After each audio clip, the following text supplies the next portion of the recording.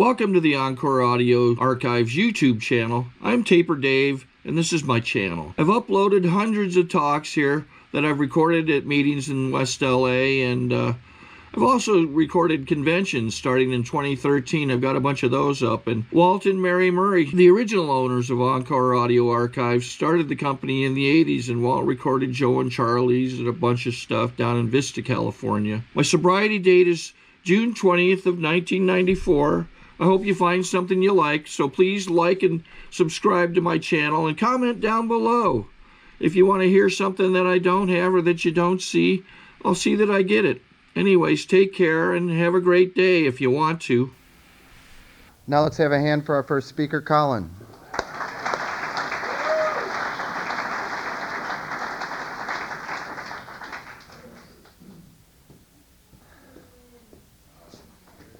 Hi, I'm Collin Mutton. I'm an alcoholic. When people get up here and say they're nervous, believe them. This is what am I going to do with my hands? I hate it when people do this. All right. No, I had a really funny beginning line here, and now I've forgotten it. I'm off already? Oh no, it's really fine. Thank you. Okay. Oh, I know what the line was. I was thinking that this is God's punishment for all the times I've sat out there and judged the speaker. Which I do every time. I wish I didn't, but I have, and now I'm really suffering. I mean, I'm having a silent prayer going on, thinking, God, please forgive me. I didn't mean to do it. Let them love me. All right. I'm not going to go over time because I usually want to take a bat to people who do. And if you go a minute over an AA time, it's like you've really encroached upon something very important. Okay. Tell the truth. On the way out here, my friend Don and I were riding out, and I said, oh, what am I going to say? Am I going to sound like an asshole? And he said, well, maybe tonight God wants you to sound like an asshole. And I don't know why, what purpose that could serve, except to make you all feel good, at my expense. Anyway, I drank an awful lot, by the way. I talk kind of funny, but I am actually perfectly normal. I come from England. That's my excuse. Where people drink a lot. I didn't really like drug takers back then. Drug takers were weirdos, long hair, tattoos, chains, and that was just the women. And I didn't like them. That was until I tried drugs, and then I changed my mind about it all. I kicked off drinking when I was about 15. I took to it very well. I was a very good drinker. I didn't do throwing up. I just did drinking a lot. I grew up way out in the sticks back in England, Cornwall. And when I was about 20 years old, I moved to London, and I needed the oh God, this is about me. It makes me nervous. Anyway, can I tell more jokes? I moved to London. I needed that anonymity of the city, and in London there's a pub and an Indian restaurant on every corner. So you go, you get drunk. When the pub's closed, you go to the Indian restaurant, you drink a load of beer and waft down Indian food, and then some people throw up Indian food all over their shoes, and then I would get on the tube, and then I would go to sleep, and then I would wake up somewhere about 30 miles out of London, somewhere with no money, and then I've walked so much of London. But I've never in my life slept as well as I've slept on the tube. There's something about that sort of rocking and rolling thing. I've also gotten on the wrong trains and ended up on the south coast. I woke up on the side of the street near Southend, which is about a 2-hour train drive, and I live in the city. And I woke up with a minimum amount of clothing on one morning, and I never could get an explanation for that one. I mean, I drifted into a career. My family were all in the forestry, and that's like tough guys and fighting and muscles and getting wet, and it's horrible. And I thought I'm much more cut out for like office type stuff, you know, pushing a pen and drinking tea all day, and basically, you know, not sort of like this heavy manual kind of a gear. And so I went off to London and I trained as actually I was on the dole for quite a long time. On the dole and working for my father, both at the same. Dole is unemployment benefit. I'm sure you've picked it up by now. We are the 51st state over there. And I said to the guy who checked me out every now and then that I said I needed a career.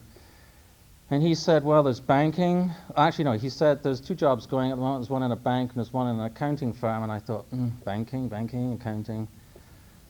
I think accounting sounds more cool. So, let me see, 24 years later, I'm an accountant. Based on that, like, well-researched piece of career planning. I am, but I have spent, like, the last 15 years trying not to be an accountant. Actually, drinking helped me a lot. It got me fired from lots of stuff. In the late 80s, no, wrong year, wrong decade, late 70s, was the 70s? Yes, the late 70s, I ended up living with this girl in London, and that went on for a few years, and my drinking sort of evened out enough for me to pass all the exams necessary for me to sort of get my professional credentials. And then I found that when I passed and got the certification, all that stuff, that I hadn't actually got a hobby. I hadn't actually got a life. I hadn't actually got anything except drinking, and which wasn't a problem for me. I just then all of a sudden had loads more money, and I had loads more money. I mean, loads more time and loads more money, so I put them both into drinking. The lady that lived with me left, not surprisingly, which I used to say was the following 6 months was the worst 6 months of my life. It was incredibly painful, and I drank for another 4 years. But I've actually, I think, experienced as much pain now in sobriety, which I will get to this glorious part if I speed up. So I joined an American firm, which was my first step towards the land of the free. That was in the movie and music business, and I conned them. Actually, I had to get so drunk to go to the interview because I had the shakes really bad. And I had an afternoon interview. My interviews were always in the afternoon, so I could drink enough to stop the shakes, because I used to look somebody in the eye in an interview and my head would start shaking, and then the rest of me would start shaking, and then I couldn't sign anything and I couldn't talk, and it was horrible. Anyway, so I learned my lesson there. Don't do anything sober.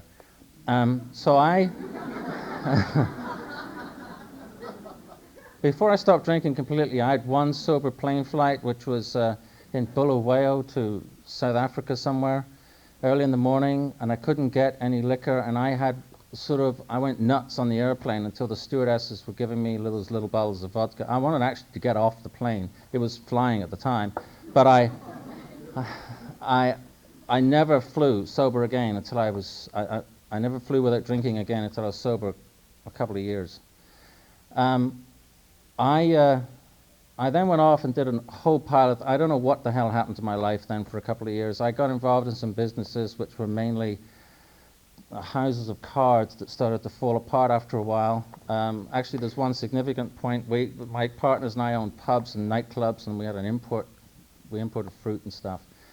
So we were closing one of the bars one night, and we were off to the fruit place to see what our stuff was flying in, and I was tired. We'd obviously been doing a lot of drinking.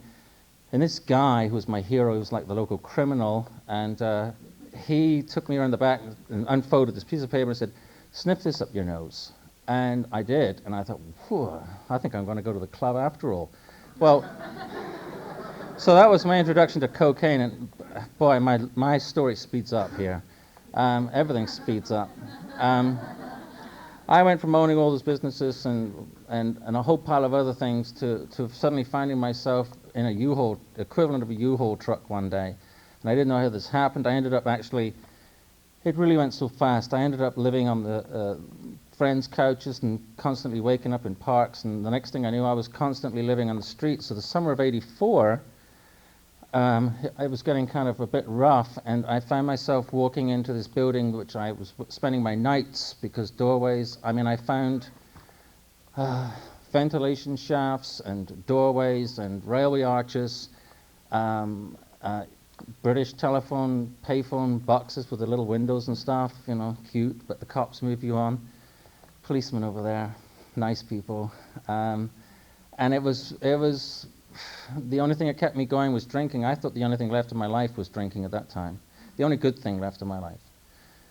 Now, I don't know how this happened. I've tried to reconstruct it, but somehow or another, one day I ended up on the train going out to this rehab. And thank God over there, whatever's wrong with the health service, they do have a rehab in every health district, government run. And I ended up at this place. And I don't know how that sequence of events occurred. And I remember being in there for quite a while before it suddenly occurred to me I might be an alcoholic. And I remember the day when I was sitting at this table with a bunch of other people, and suddenly the thought occurred to me that I was an alcoholic, that I could never drink again. And it was the most horrifying moment I could ever remember. It's like my whole life centered around this. One day I was going to be rich and successful and popular with women. Some hope. Anyway, and I was going to be sitting on a yacht with my friends and her drinking, and I was going to be skiing and hanging out with buddies and drinking and her. I was going to be riding the bike across the desert and checking into bars and drinking, and she would be there. And anyway, those were my dreams. She's taking an awful long time to kick into my life.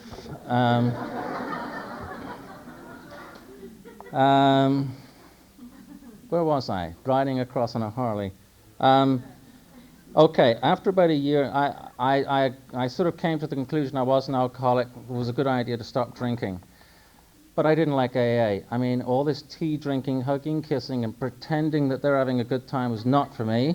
I was going to be not like them, and I was going to make sure that I had a really good life being right and miserable. And I checked into AA about once a month to make sure it was still horrible, and they were still these superficial hugging, kissing, life is so great. And I thought, they make a fool themselves, but not me. So me and the other anti-AA group, we just sat around and watched them and said, AA. Anyway, after about a year and a half, I have to cut an awful lot of great stories, but I am determined to get to the sobriety bit, the main chunk of this here. In about '86, I decided that it was time to go to America. Land of the free, home of the brave, lower taxes, people didn't know me. Some people would call this a geographic, I called it a new start. I went and stayed in New York with a friend, and he happened to work in the rock and roll business on the road, which sounded to me like a very exciting thing to do. I met somebody that he knew, and I walked into this guy's huge office on 57th Street. His desk was like a football field. And I said, sure, I know all about rock and roll tours. Yes, I know that. Actually, I'd gone up to my friends for the weekend, and he had told me all the words: riff, lick, rigging, trucking, load out, load in, Teamsters, man, that was a rough night. All that sort of rock and roll stuff. I'm a major disappointment to all my friends because about 10 years later, I'm still so hopelessly ignorant about rock and roll, but I make a living at it. Anyway, so I can't remember where I was. I just traveled right into a dead brain cell.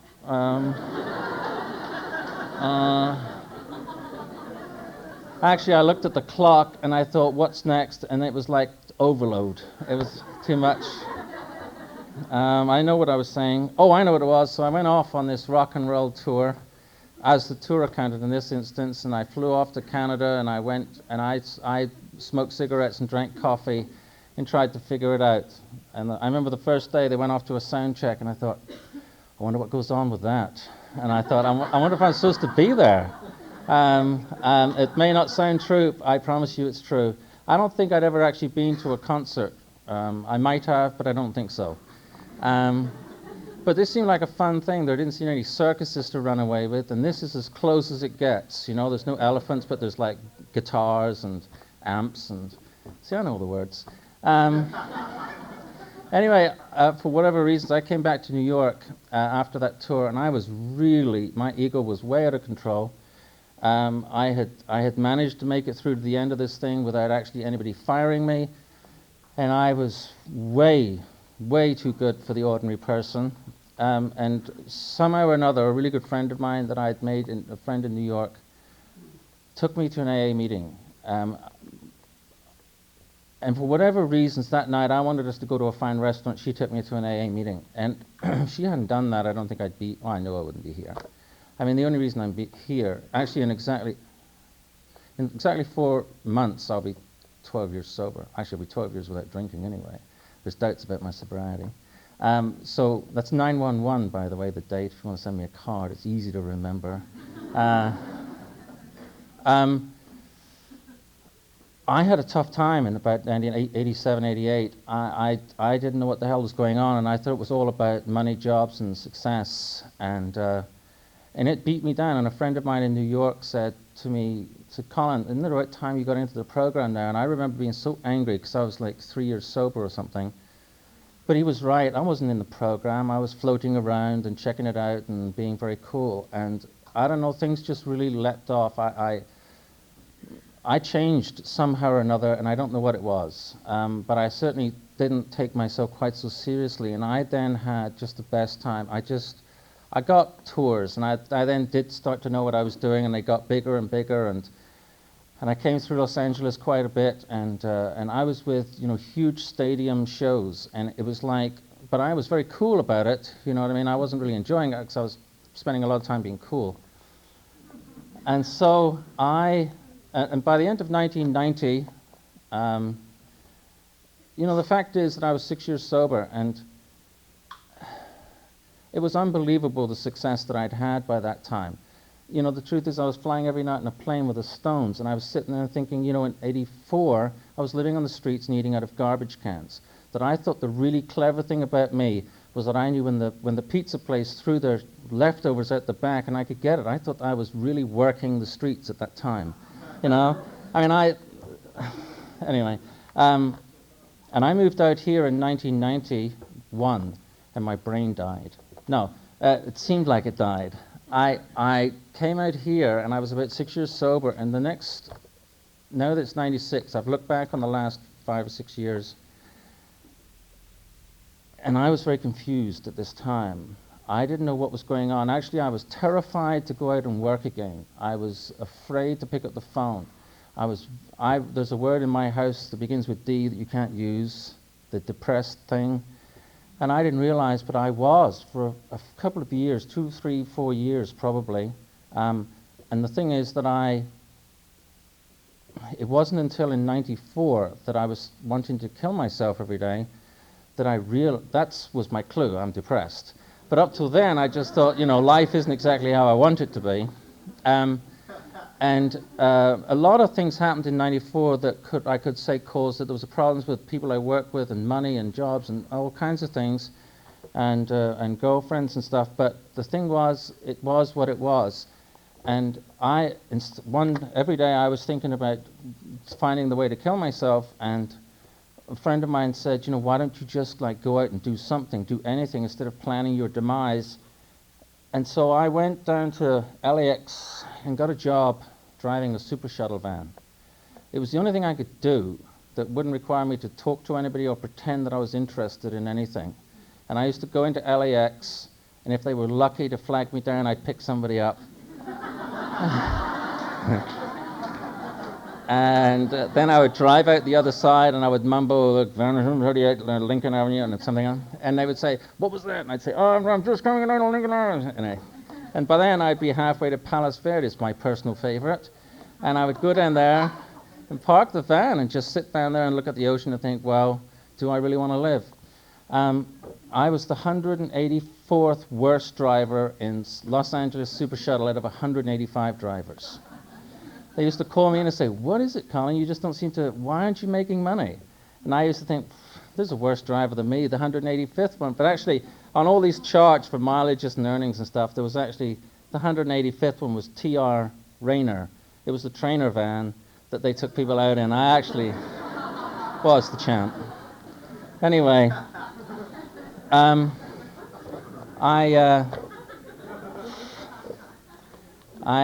going to tell you a couple of years in 30 seconds now.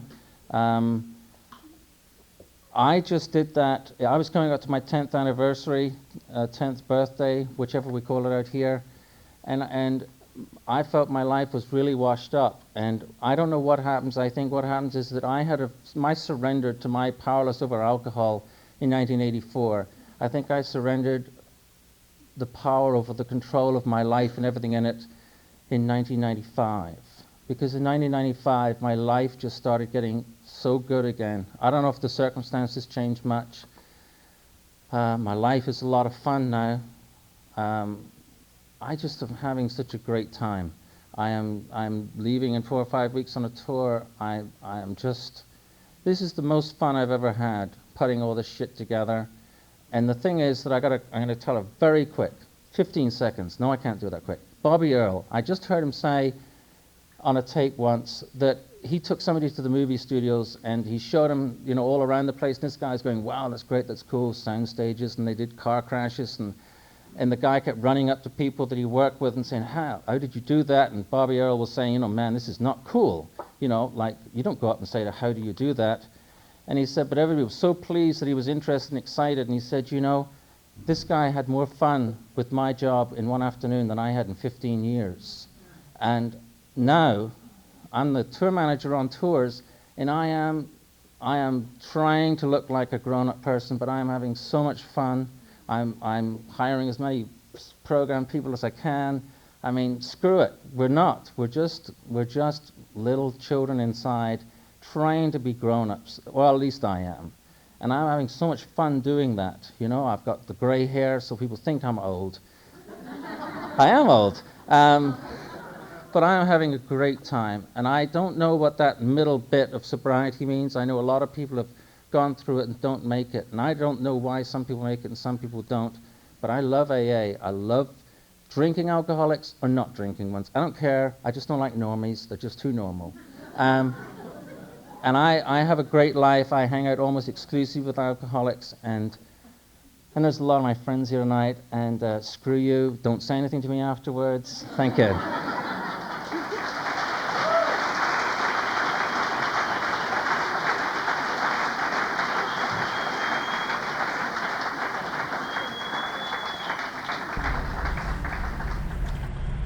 Okay, this is how I prepare my drone for launching.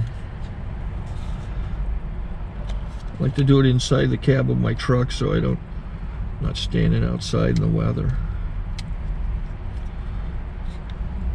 To install the joysticks for control, up and down, right and left, powered on. I have an Android phone that I use to connect it to the drone with. And it's actually controlled through the iPhone, through an app. Oops, wrong way. It's actually controlled through the iPhone, or through this Android phone, through the app. It's actually controlled through the Android phone, through an app, and you connect it through this short connection right here.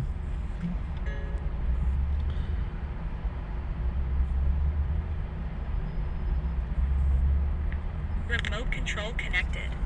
Remote control's connected. So I pull out the drone. I have to extend the legs. Long legs extended first, then the short legs. Remove the gimbal protector. Set that aside, then power it on one short burst, then one long burst. I lay it down. So I have to go to calibrate. So the drone's not connected yet. It shows you here as this drone gets disconnected, even though the remote's powered on. So the drone has to establish it's connected. So I go into the app to calibration mode. First I'll calibrate the remote controller.